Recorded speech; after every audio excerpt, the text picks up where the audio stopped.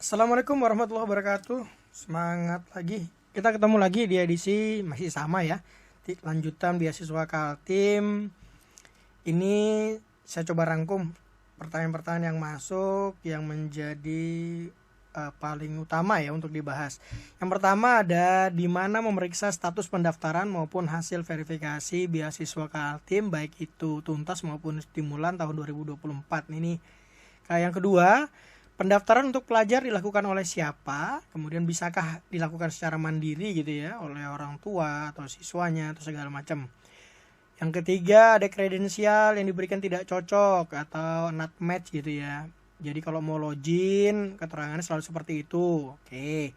Yang keempat, saya mahasiswa baru pertama kali daftar, kemudian saya hapus akun di Stimulan, mau daftar lagi tidak bisa, keterangan NIK sudah diambil, ada solusinya kah? Oke, kita bahas. Saya sudah masukkan data di akun tetapi belum sampai profil dan lain-lain.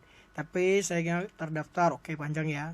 Saya kira kemarin sebelum terdaftar, jadi saya daftar lagi keesokan paginya, ternyata artinya sudah tidak bisa lagi. Oke. Kemudian yang terakhir, yang ini paling umum, yaitu perbedaan IPK dan IPS. Baik, kita bahas satu-satu ya. Yang pertama, di mana memeriksa hasil status pendaftaran maupun hasil verifikasi yang nanti akan ditetapkan oleh teman-teman dari Sekretariat Beasiswa Kaltim. Kita kembali ke buka dulu alamat utamanya, yaitu beasiswa.kaltimprof.go.id. Nah, di sini untuk siswa, ya untuk pelajar, cara memeriksanya nanti ada di sini. Dicek NISN beasiswa untuk siswa, klik di sini. Oke, ini dia. Silahkan masukkan NISN yang sudah didaftarkan oleh sekolah. Silahkan ketikkan di situ, kemudian diperiksa. Untuk pemeriksaan ini mohon tidak melakukan salin data ya, atau istilahnya tidak melakukan copy paste, tapi input secara mandiri saja, input satu persatu agar nanti tidak dianggap sebagai boot. Oke, nanti langsung tampil nanti dia. Ini untuk siswa. Kita kembali lagi ya. Baik. Bagaimana untuk mahasiswa? Silakan mahasiswa login ke akun mahasiswa nih, login ke akun masing-masing ya. Nanti di dalamnya akan tampil hasilnya seperti apa. Apakah nanti ditetapkan sebagai calon penerima, kemudian sudah proses penyaluran dan lain-lain ada di dalam dashboard mahasiswa masing-masing. Untuk siswa mandiri seperti itu, untuk mahasiswa seperti ini tempatnya. Oke, balik lagi. Itu ya Bapak Ibu semua teman-teman yang pendaftar kemarin. Yang kedua, pendaftaran untuk pelajar dilakukan oleh siapa, lalu bisakah mandiri? Baik, kita kembali kepada juknisnya, ketetapannya. Untuk pelajar, pendaftarannya semua dilakukan oleh sekolah. Kenapa tidak bisa mandiri? Kenapa tidak bisa orang tua mendaftarkan masing-masing? Jadi seperti ini. Dalam aturan yang baru atau tata aturan yang tentang satu data, semua data itu tidak bisa lagi tidak terverifikasi. Seluruh data wajib valid. Maka setiap pelajar yang bersekolah di manapun itu, di satuan pendidikan manapun itu, pastilah datanya sudah terhimpun di sekolah, baik itu melalui aplikasi Dapodik ataupun aplikasi EMIS atau aplikasi yang lainnya sesuai dengan kementerian yang menyelenggarakan. Nah, di sini sekolah itu sebagai penghubung. Jadi penghubung untuk memberikan layanan terbaik kepada peserta didiknya di sana, mendaftarkan mereka sesuai dengan kategorinya, dan verifikasinya sudah dilakukan oleh sekolah. Jadi verifikasi awal itu sebenarnya sudah dilakukan sekolah. Jadi tidak perlu lagi Bapak Ibu meminta surat keterangan aktif di sekolah, kemudian nanti memberikan dokumen-dokumen yang lain yang tidak diperlukan lagi. Karena sejatinya seluruh data pelajar ada di sekolah. Hanya tinggal nanti sekolah hanya membutuhkan data dukung seperti penetapan kategori saja, baik itu misalnya dari prestasi akademik maupun non akademik. Jadi seperti itu ya. Ini Bapak Ibu, agar nanti pemerataan pemberian akses kepada layanan beasiswa Kaltim ini lebih merata, dan teman-teman atau adik-adik kita, pelajar-pelajar kita yang ada di daerah di pinggir gitu ya Pak istilahnya, atau mereka yang tidak memiliki fasilitas untuk mendaftarkan, maka sekolah akan hadir. Inilah, yakinlah sekolah itu sudah akan memberikan pelayanan terbaik. Jika belum terdaftar atau belum didaftarkan sekolah, coba koordinasi dengan sekolah. Bisa jadi dari pemerintah kabupaten kota atau dinas admin dinasnya belum memberikan aksesnya, atau memang tidak memberikan akses karena mungkin dianggap sudah mendapat beasiswa dari daerahnya, gitu ya. Baik, kita lanjut lagi. Ini yang kenapa ini pertanyaan ini langsung kita jawab jadi satu ya. Jadi saat login tampil kredensial, kemudian sudah buat akun, kemudian sudah hapus akun atau bagaimana, tidak, ternyata nick sudah digunakan. Kemudian lagi nih seperti ini ya, ini pertanyaan nomor 3, 4, dan 5 ini jadi satu paket aja ini. Ini satu paket aja, kita jawabnya seperti ini cara jawabnya. Silakan teman-teman, Bapak Ibu semuanya, rekan-rekan saya semua mahasiswa. Ini khusus mahasiswa karena pertanyaan mahasiswa. Silakan gunakan fitur chat seperti ini ya. Oke, fitur WhatsApp web. Jadi WhatsApp basisnya web ya. Jika pop-up ini tidak tampil, WhatsApp tidak tampil, maka silakan gunakan menu yang ada di kontak kami nih. Silakan gunakan menu WA chat only ya. Boleh seperti itu. Lalu masuklah ke dalam fasilitas chat yang ada. Masuk ke dalam sini. Nanti akan ada tampil nomor WhatsApp kami, nomor WhatsApp Sekretariat Beasiswa Kaltim yang memang akan memberikan layanan penuh, tetapi juga diingat bahwa setiap pertanyaan kita itu tidak langsung terjawab karena sesuai dengan antrian yang masuk. Jadi gini metode caranya, cara menyampaikan pertanyaannya. Pastikan tidak terlalu panjang lebar. Ingat ya, masukkan NIK kita, ini nomor 1.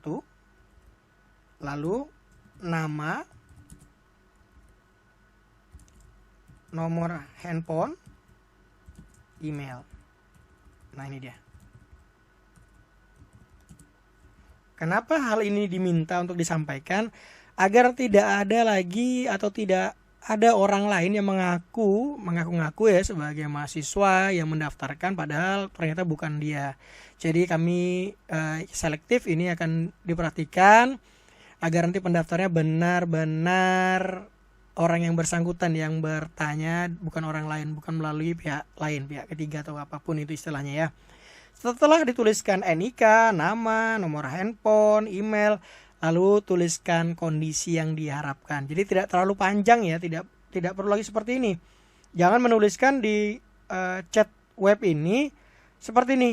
Saya mahasiswa baru pertama kali daftar, saya hapus akun. Tidak perlu seperti itu. Jadi tuliskan saja seperti itu, kemudian jelaskan bahwa setelah hapus akun, NIK-nya memang tidak bisa digunakan lagi. Maka nanti tim akan memberikan jawabannya apakah NIK digunakan oleh orang lain atau apakah NIK memang sudah didaftarkan. Jadi nanti kelihatan di sana ya, termasuk dengan emailnya apakah memang sudah benar atau nanti akan direset, akan diberikan password baru, itu nanti akan diberikan jawabannya. Kuncinya tuliskan 4 ini ya, NIK, nama, nomor handphone, dan email. Jadi supaya nanti matching nomor handphone yang digunakan seperti apa, jadi emailnya yang digunakan juga apa. Itu untuk pertanyaan-pertanyaan dari 3, 4, dan 5. Lanjut. Kita ambil lagi nih yang nih.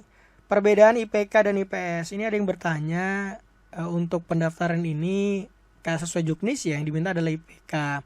IPK itu menggambarkan hasil studi rekan-rekan semuanya dari awal. Jadi misalnya saat ini sudah 4 semester, maka gambaran studi dari semester 1 sampai semester sekarang, semester 4 itu jadi satu disebut IPK. Tetapi kalau hanya diberikan nilai dalam 1 semester saja, gambaran hasil studi 1 semester saja, itu namanya IPS. Jadi bedakan. Yang diminta di Juknis untuk pendaftaran beasiswa Kaltim adalah IPK. Jadi pahamkan ya, IPK gambaran kita. Lalu pendaftaran ini sampai kapan? Seperti itu ya. Lalu sampai kapan, kemudian bagaimana, kapan pengumumannya, mekanisme pencairan seperti apa dan lain sebagainya. Itu pertanyaan-pertanyaan yang memang kurang terlalu banyak, tapi masih aja yang ada bertanya. Jadi Bapak Ibu, rekan-rekan saya semua, adik-adik, semua ini perhatikan di sini. Kita kembali ke web beasiswa Kaltim, ya, kita berikan gambarannya. Rajin-rajinlah membuka web beasiswa Kaltim, lalu lihatlah pengumuman yang selalu hadir.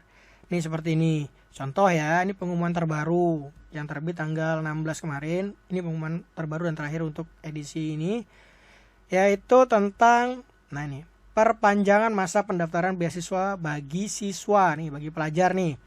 Yang awalnya tanggal 15 April berakhir, saat ini diperpanjang menjadi tanggal 30 April 2024 ini. Ini harus kita lihat baik-baik. Jadi nanti tidak lagi bingung kapan penutupan pendaftaran, kapan seperti apa. Jadi searchingnya, kalaupun searching di Google atau searching di search engine yang lain gitu ya, maka pastikan alamat yang kita lihat ini, alamat beritanya berada di beasiswa.kaltimprof.go.id. Nah, ini yang resminya. Kalau tidak di sini maka itu bukan berita dari kita. Oke ya. Lalu jangan lupa juga sering-sering melihat media sosial, berinteraksi di sana. Kalaupun tidak misalnya di IG-nya belum dijawab, bisa masuk ke channel ini. Kalaupun nanti di sini belum terjawab, biasa kami rangkum. Biasanya nanti kami rangkum jadi satu agar bisa diberikan jawaban yang sama. Gitu ya. Nah, ini dia. Jadi rajin-rajin seperti ini, dilihat juknisnya, dibaca-baca kembali, pilih tuntas maupun stimulan. Tuntas dan stimulan itu berbeda. Tuntas itu berdiri sendiri, pembiayaannya sampai semester 8 bagi S1 dan seterusnya. Ada lengkap di juknis. Sedangkan stimulan itu diberikan hanya sekali jika memang sudah ditetapkan sebagai penerima. Diberikan hanya sekali di tahun ini. Namun untuk tuntas itu sampai akhir periode atau batasan-batasan yang sudah ditetapkan di juknis. Gitu ya semuanya. Jangan lupa kalau ingin melihat info yang tidak mau tertinggal info yang misalnya buka websitenya agak lambat atau gimana, yang punya aplikasi Telegram boleh join di sini agar nanti kalau ada info apapun akan langsung tampil notifikasinya. Kemudian bisa masuk di di email. Pastikan kalau masuk di email ini benar-benar data luar biasa penting ya, karena ini akan dan lengkapi dengan dokumen-dokumen pendukung yang sekiranya tidak bisa disampaikan di publik gitu ya, sampaikan di beasiswa di email kita. Yang chat tadi ya, nih fasilitasnya chat only-nya bisa masuk ke sana. Atau jika ada hal yang memang luar biasa penting dan ingin disampaikan, diketahui oleh masyarakat, diketahui secara umum, maka bisa menggunakan kanal aduan nasional, yaitu di lapor Go.id, di Span lapor ya, boleh di sana. Jadi silakan Bapak Ibu, rekan-rekan saya semua, adik-adik kita, mari gunakan kesempatan ini dengan baik. Sukses selalu untuk semuanya. Jadikan pendidikan kita menjadi investasi untuk kita semua, dan semoga cita-citanya tercapai. Beasiswa Kaltim untuk semua. Demikian saya akhiri. Assalamualaikum warahmatullahi wabarakatuh.